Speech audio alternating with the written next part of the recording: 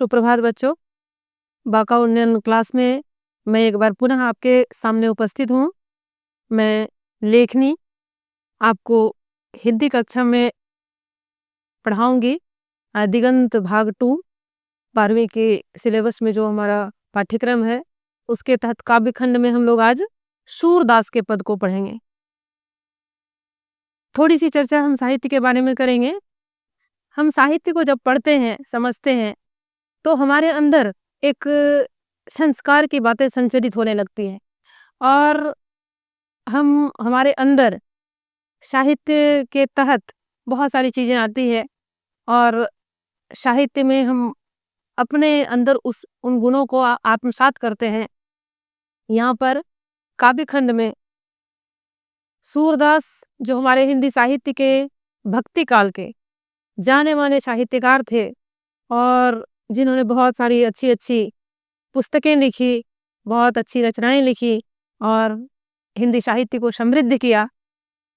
आइए उनके पदों को हम लोग पढ़ते हैं। सबसे पहले यहाँ पर सूरदास के बारे में हम लोग जानेंगे कि उनका जन्म कब हुआ था और उन्होंने क्या क्या अपने जीवन काल में किया, क्या क्या उपलब्धियां रही उनकी, उनको देखते हैं। सबसे पहले इनका जन्म 1478 ईस्वी में हुआ और चूंकि ये भक्ति काल के कवि थे, भक्ति काल के जितने भी कवि हैं और जितने भी रचनाकार हैं उनके बारे में थोड़ा सा विद्वानों के बीच में, जो महान साहित्यकार हैं उनके बीच में थोड़ा विवाद भी रहता है कि उनके जन्म को लेकर के एक मत नहीं रहता है, क्योंकि उनका कहीं लिखित प्रमाण नहीं मिला है।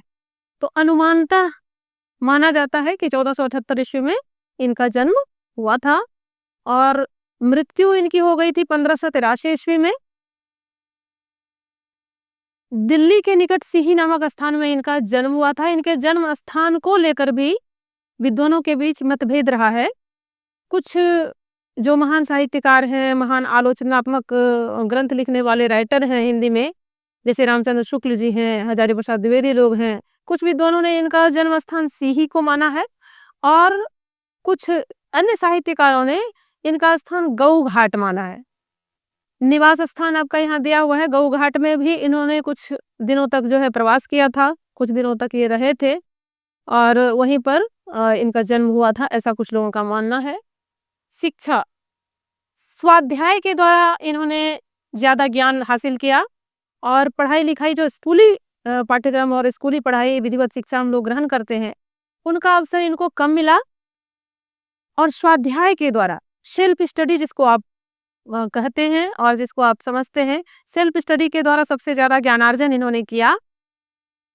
तो यहाँ से आप ये समझ सकते हैं कि आप जब सूरदास जैसे महान साहित्यकार, सूरदास जैसे महान विद्वान स्वाध्याय के द्वारा बन सकते हैं, तो आप लोग भी अपने जीवन में इन चीज़ों को सीखिए कि स्वाध्याय के द्वारा बहुत बड़े बड़े बहुत बड़ा कर सकते हैं, बहुत बड़े कवि बन सकते हैं, बहुत बड़े राइटर बन सकते हैं, बहुत बड़े इंजीनियर बन सकते हैं, डॉक्टर बन सकते हैं। सेल्फ स्टडी से बच्चा बहुत बेहतर कर सकता है। और काव्य रचना इन्होंने प्रारंभ किया, उसके बाद संगीत का विशद ज्ञान भी इन्हें था और विशाल लोक ज्ञान, समाज में कैसे रहना है, कैसे जीना है, लोगों के बीच जो व्यावहारिक ज्ञान होता है वो भी इनमें भरपूर था। और रुचि इनका सत्संग, चूंकि ये विद्वानों की संगति में जाते थे, भजन कीर्तन जो लोग करते थे वहां पर भी ये उपस्थित होते थे और इस तरह से ये कृष्ण से धीरे धीरे कृष्ण भक्ति की तरफ भी मुड़े और वैराग्य, धीरे धीरे वैराग्य को इन्होंने अपनाया अपने जीवन में। दीक्षा गुरु इनके थे वल्लभाचार्य जी, जो महान साहित्यकार थे हिंदी साहित्य के और शुद्धा द्वैतवाद एवं पुष्टि मार्ग के वो प्रवर्तक थे। तो सूरदास जी भी इनसे बहुत ज़्यादा प्रभावित हुए, उनसे दीक्षा लिया इन्होंने, वल्लभाचार्य जी से दीक्षा लिया और दीक्षा काल इनका समय अनुमानतः 1509 और 10 ईस्वी के आसपास था अनुमानित। कुछ 1-2 साल इधर उधर हो सकता है, ये एक अनुमानित समय है और इसको माना जाता है। आपको प्राय सभी किताबों में इनका जो काल है, जन्म के समय और फिर दीक्षा काल जो है, ये इसी तरह से मिलता है। कोई एकदम से सत्यता के आधार पे नहीं है, एक अनुमानित ही आपको मिलता है हर जगह। जन्म से ये अंधे थे, इनका नाम ही है सूरदास। तो जन्म से अंधे थे, कुछ लोग ये भी मानते हैं कि नहीं, दोनों आँख उनको था जन्म से, जन्म के कुछ समय के बाद उनकी आँखें चली गई और वो पूर्णतः अंधे हो गए। खैर जो भी हो, लेकिन हम लोगों ने जब से उनको जाना, जब से लोगों ने उनके बारे में पढ़ा, तो हम लोग यही पढ़ते हैं कि वो सूरदास थे, वो उनकी दृष्टि बाधित थी और आँखें नहीं थी, रोशनी नहीं थी, वो अंधे थे। मृदुल विनम्र थे, विनम्रता इनके अंदर कूट-कूट कर भरा था, निरभिमानी, भावुक, अंतर्मुखी स्वभाव के थे, अपने अंदर चिंतन-मनन करते थे और साहित्य में उन चीज़ों को ये रखते थे।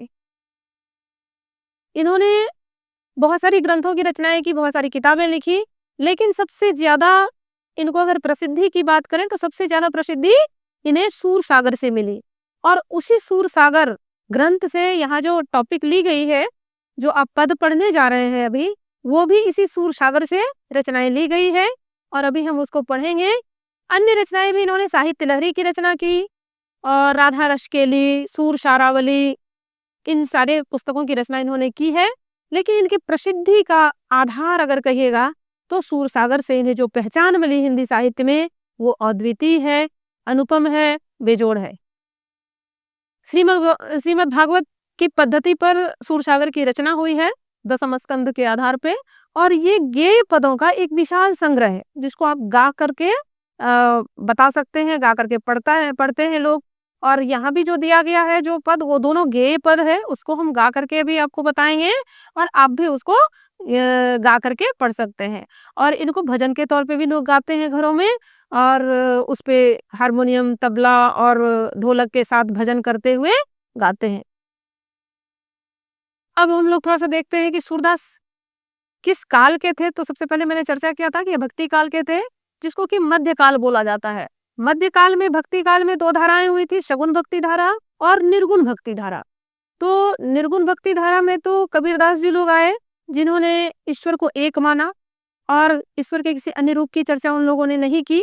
लेकिन सूरदास जी हो गए, तुलसीदास जी हो गए, इन लोगों ने राम को भी माना, कृष्ण को माना, ईश्वर के विविध रूपों की पूजा अर्चना इन लोगों ने की है। तो सूरदास जी ने कृष्ण की भक्ति, कृष्ण के लीला गान ज़्यादा किया है, और वो भी बाल स्वरूप का। उनके जब वो बाल्यकाल में थे, कृष्ण के बाल्यकाल का वर्णन उन्होंने ज़्यादा किया है अपने पदों में। वल्लभाचार्य की पुष्टि मार्ग की भक्ति में अष्टछाप के उत्कृष्ट कवियों में श्रेष्ठ माने जाते हैं, और इस तरह वे पुष्टि मार्ग के प्रधान भक्त कवि हैं। वल्लभ से दीक्षित होने के पूर्व वे दास से विनय और दैन्य भाव के आर्त पद गाया करते थे। वल्लभाचार्य से जब इनको दीक्षा नहीं मिली थी, उसके पहले जो ये पदों की रचना करते थे, वो दास्य भक्ति से ओतप्रोत होता था और दैन्य भाव से इनके पद जो है जुड़े हुए रहते थे। दैन्य भाव रहता था, दीनता वाला भाव रहता था। अपने आप को ये दास मानते थे, ईश्वर का दास मानते थे। लेकिन जब दीक्षा मिली, ज्ञान मिला गुरु से, वल्लभाचार्य जी से इनको ज्ञान प्राप्त हुआ, तो वल्लभाचार्य जी ने ही इनको इस तरह से ललकारा और इस तरह से समझाया, फटकारा भी, और उन्होंने बताया कि सूर होके, आप तो शूर हैं, वीर हैं, आप बहुत बेहतर कर सकते हैं। तो ऐसे घिघियात सूर है के ऐसे घिघियात काहे को हो, कछु भगवत लीला वर्णन करो।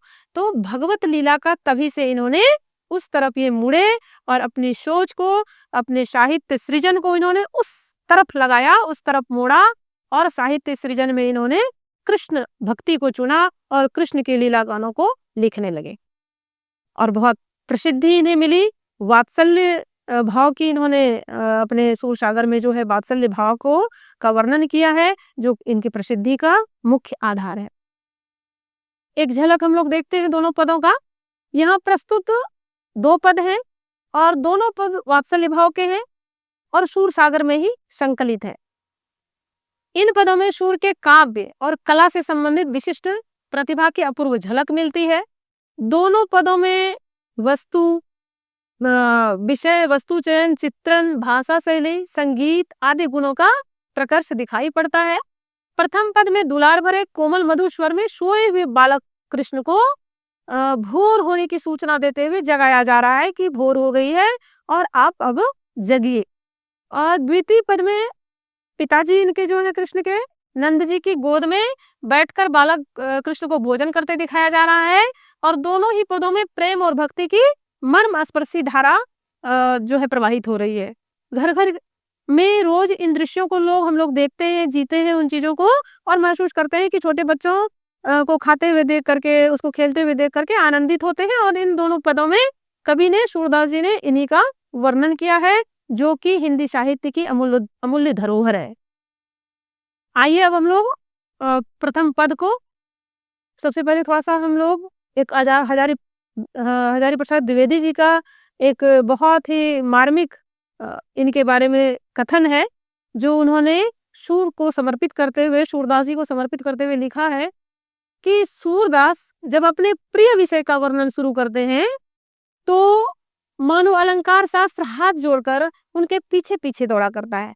यहाँ मतलब ये हो गया कि अलंकार शास्त्र का इनको विशद नॉलेज था, विशद ज्ञान था और बड़े ही अच्छे ढंग से इन्होंने अलंकार का अपने पदों में प्रयोग किया है।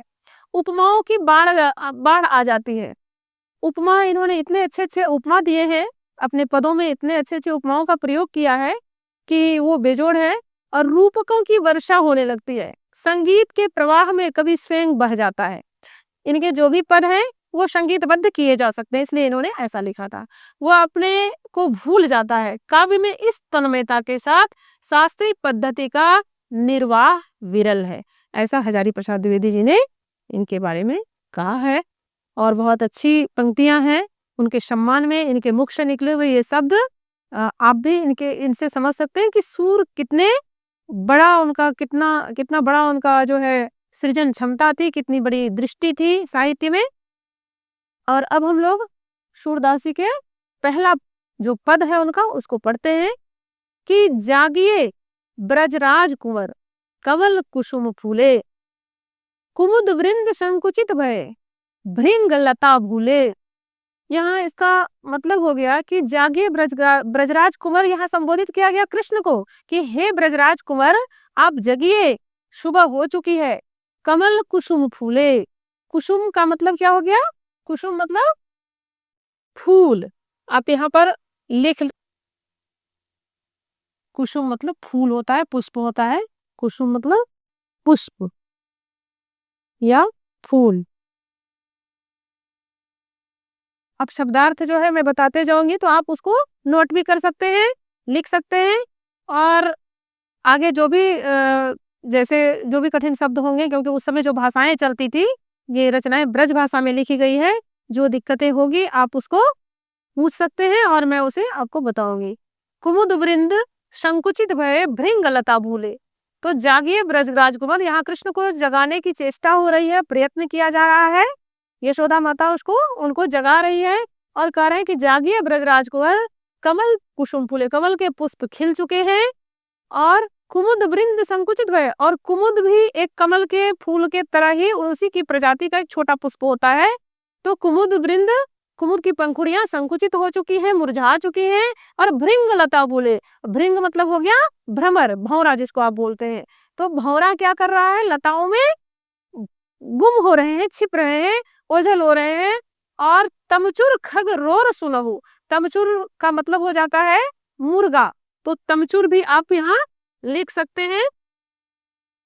तमचुर का मतलब हो गया मुर्गा।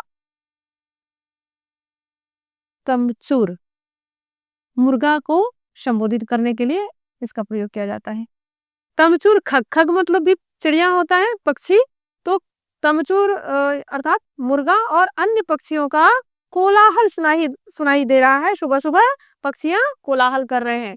बोलत बनराई, और जंगल बोल रहा है, जंगलों में चिड़िया बोल रही है। रामभती गो खरिकनी में, अब बछरा हित धाई। रामभती गो, गायें जो है वो रंभा रही है, वो आवाज दे रही है। कहाँ आवाज दे रही है? तो अपने बाड़ों में, जहाँ पे गायों को हम लोग पालते हैं, रखते हैं बांध के, तो वहां से वो आवाज दे रही है। क्यों आवाज दे रही है? बछरा हितधाई, सुबह सुबह गाय अपने बच्चों को, अपने बछड़ों को दूध पिलाने के लिए भाग रही है, दौड़ रही है। तो बछड़ा, धाई, धाई, धाई का मतलब हो गया दौड़ लगाना, दौड़ रही है। विधु मलिन रवि प्रकाश गावत नर नारी, विधु का मतलब हो गया चंद्रमा, विधु मना चंद्रमा, आप इसको नोट कर लीजिए। विधु का मतलब होता है चंद्रमा।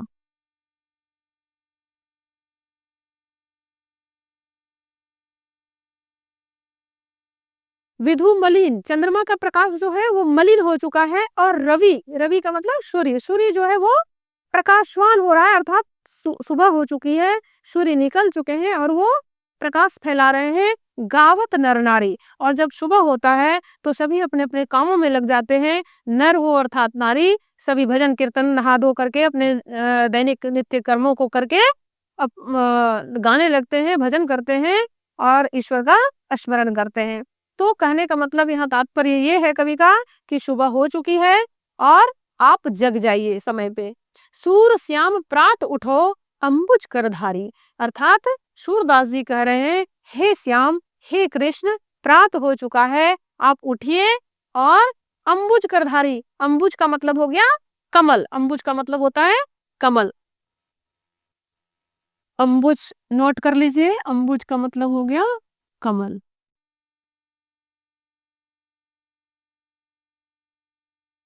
अंबुज करधारी, कर मतलब होता है हाथ, हाथ कमल जैसे हाथ या कमल को धारण करने वाले हाथों वाले जो कृष्ण हैं, उनसे कहा जा रहा है कि आप उठिए और उठ करके आप अपने दैनिक कार्यों में लग जाइए, जैसे अन्य लोग अपने कामों में जुड़ गए हैं। आगे आप इनके भावार्थ को समझ सकते हैं, या कभी नोट करने की इच्छा है कि पढ़ना है घर में, तो आप उसके भावार्थ को नोट कर लीजिए। अब हम लोग उसके भावार्थ को देख रहे हैं। भावार्थ के तौर पे यहाँ इसका दिया हुआ है कि जागिए है ब्रज के राजकुमार, अब कमल और अन्य पुष्प खिल गए हैं। इस चीज को आप नोट कर सकते हैं। आपने एक एक पंक्तियों का अर्थ समझ लिया। अब आप इसको लिख करके अपने नोट्स में उसको शामिल कर सकते हैं। दूसरे पद के तौर पे जो उनका सूरदास जी का दूसरा पद है, अब हम उनको पढ़ेंगे और समझने का प्रयास करेंगे। जेवत श्याम नंद की कन्या, कछुक खात कछु धरन गिरावत, छवि निर खति नंद रनिया। तो इसका अर्थ हो गया कि जेवत श्याम नंद की कन्या, नंद की गोद में बैठकर श्री कृष्ण भोजन कर रहे हैं और कछुक खात कछु धरनी गिरावत, बड़ा ही सुंदर मनमोहक वर्णन किया है सूरदास जी ने यहाँ बाली रूप का।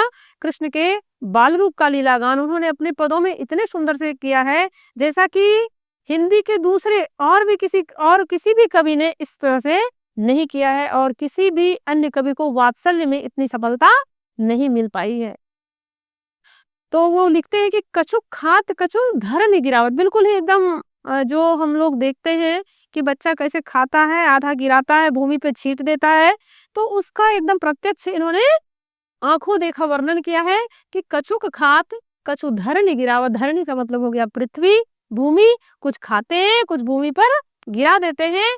और छवि निरखती नंदरनिया, और ये छवि, ये दृश्य, ये जो मनमोहक अंदाज है कृष्ण का, इसको देख करके नंदरनिया, नंद की जो रानियां हैं अर्थात यशोदा मैया, ये नंद की जो पत्नी है यशोदा माता, तो वो देख देख करके आनंदित हो रही हैं, हर्षित हो रही हैं, खुश हो रही हैं। बरी बरा बेसन बहु भांतिनी, व्यंजन विविध अगनिया। इसका मतलब हो गया कि वो क्या क्या खा रहे हैं, तो बरी खा रहे हैं, बरा खा रहे हैं, बेसन से बनी हुई बहुत सारी चीजें, और बहुभांतिनी अनेक प्रकार का व्यंजन विविध, बहुत प्रकार के व्यंजन वो खा रहे हैं। अगनिया, बरी बरा बेसन बहुभांतिनी व्यंजन विविध अगनिया, बहुत तरह के व्यंजनों का वो स्वाद ले रहे हैं। डारत खात लेत अपने कर, रुचि मानत दधे दुनिया। वो कुछ इधर उधर डाल रहे हैं, कुछ खा रहे हैं, और अपने कर, अपने हाथों से, कर मतलब हाथ, अपने हाथों से लेते हैं, खुद से खाते हैं। लेकिन रुचि मानत दधे दुनिया, लेकिन रुचि सबसे ज्यादा किस तरफ है उनकी, तो दही का जो दोना रखा हुआ है, दही का जो मिट्टी का बर्तन रखा हुआ है उसको दोना बोलते हैं। तो दही के बर्तनों के तरफ वो ज्यादा आकृष्ट हैं, और रुचि उनकी दही और दूध से ज्यादा प्रेम था कृष्ण का। यहाँ सूरदास जी ने उसका वर्णन किया है कि रुचि मानत दधी दुनिया, दधी के दोनों के प्रति उनकी रुचि ज्यादा थी, उनका लगाव ज्यादा था। मिश्री दधी माखन मिश्रित करी, मुख नावत छवि धनिया। यहाँ कवि लिख रहे हैं कि मिश्री, दधी और माखन मिश्रित करी, ये सब कुछ मिला करके, दूध, दही, मिश्री और ये इन सभी चीज़ों को मिला करके मुख नावत छवि, मुख में रख लेते हैं, मतलब मुख में डाल रहे हैं। और ये छवि इतनी सुंदर है कि लोग देख करके धन्य हो रहे हैं। उनके माता-पिता अर्थात नंद जी और यशोदा माता अंदर ही अंदर आनंद विभोर हो रहे हैं, पुलकित हो रहे हैं। अगर इस छवि को जो भी देखता है, बच्चों की इस बाल लीला का, चाहे वो कृष्ण ना हो, कोई अन्य ही बच्चे हो, अगर हमारे बीच ये दृश्य उपस्थित होता है, तो निश्चित रूप से हम प्रफुल्लित होते हैं, आनंदित होते हैं। और यही काम अभी नंद जी और यशोदा माता कर रही हैं, ऐसा सूरदास जी ने हमें बताया है। आपुन खात नंद मुख नावत, सो छवि कहत न बनिया। तो यहाँ पर क्या कर रहे हैं कृष्ण जी? बड़ा ही सुंदर मनमोहक दृश्य उपस्थित हो रहा है और कृष्ण जी कर रहे हैं कि आपुन खात, अपने भी खाते हैं, अपने मुख में डाल रहे हैं और नंद मुख नावत, नंद जी के मुख में यानी अपने पिताजी के मुख में भी डाल रहे हैं। ये नहीं कि सिर्फ जो है आजकल के बच्चे जैसे स्वार्थी हो जाते हैं बड़े होकर के, तो बच्चे निस्वार्थ होते हैं और वो खुद के मुख में डाल रहे हैं, तो पिता की भी चिंता है और पिता के मुख में भी डाल रहे हैं। यहाँ पर हमें ये सीखना है कि जिस तरह से बच्चे निस्वार्थ भाव से अपने पिता के लिए, अपने माँ के लिए प्रेम, निश्चल प्रेम जो है उपस्थित करते हैं या निश्चल प्रेम उनके अंदर होता है, उसी तरह ये हमेशा हमें सीखना चाहिए या हमें ये अपनाना चाहिए कि ये प्रेम हम हमेशा अपने अंदर जो है रखें उनके प्रति। आपुन खान नंदमुख नावत, सो छवि कहत न बनिया। कहते हैं कि इतनी सुंदर यहाँ पे छवि उपस्थित हो रही है, दृश्य उपस्थित हो रहा है, इतना सुंदर यहाँ पर ये दृश्य है कि उसका वर्णन न बनिया, मतलब वो वर्णन नहीं किया जा सकता है, वो अवर्णनीय है, अकथनीय है। इतना खूबसूरत दृश्य उपस्थित हो रहा है कृष्ण के भोजन करने का। जो रस नंद जसोदा बिलसत, सो नहीं तिहु भुवनिया। कहते हैं कि जो रस नंद जसोदा बिलसत, जो रस, जो आनंद, जो खुशी नंद और यशोदा जी को प्राप्त हो रहा है यहाँ पर, जशोदा बिलसत, बिलसत मतलब प्राप्त हो रहा है, दिख रहा है। सो नहीं तिहु भुवनिया, वो तीनों भुवन में और कहीं भी प्राप्त नहीं हो सकता है। मनमोहक छवि यहाँ पर कृष्ण की उपस्थित हो रही है। भोजन करी नंद अचमन, लिन्नो मांगत शूर जुठनिया। तो यहाँ पर बड़ा ही खूबसूरत पंक्तियां लिखी है सूरदास जी ने कि भोजन करी नंद अचमन लिन्नो। नंद जी के जब भोजन करने के बाद आचमन लेते हैं, आचमन करते हैं अर्थात मुख धोते हैं, या जैसे आप बोलते हैं कि कुल्ला करते हैं, अब कुल्ला कर रहे हैं। मांगत सूर जूठनिया, उस पर सूर इतने समर्पित हैं कि उसका वो जूठन भी प्राप्त करने के लिए वो लालायित हो गए हैं यहाँ पे। और मांगत सूर जूठनिया, सूर उसका जूठन प्राप्त करना चाहते हैं, मांगना चाहते हैं और मांग रहे हैं। अब इसका अगर आप लिखित रूप में भावार्थ लिखना चाहेंगे तो आप नोट कर सकते हैं भावार्थ को अपने नोटबुक में, और उसको कभी भी निकाल करके आप पढ़ सकते हैं। यह पद सूरदास जी का है जिसमें उन्होंने बाल कृष्ण के भोजन का प्यारा चित्रण किया है। कृष्ण विभिन्न स्वादिष्ट पकवानों से खेलते हुए खाते हैं, कुछ गिराते हैं और सबका मन मोहते हैं। उनकी चंचलता और मासूमियत देखकर नंद बाबा और यशोदा जी का दिल खुश हो जाता है।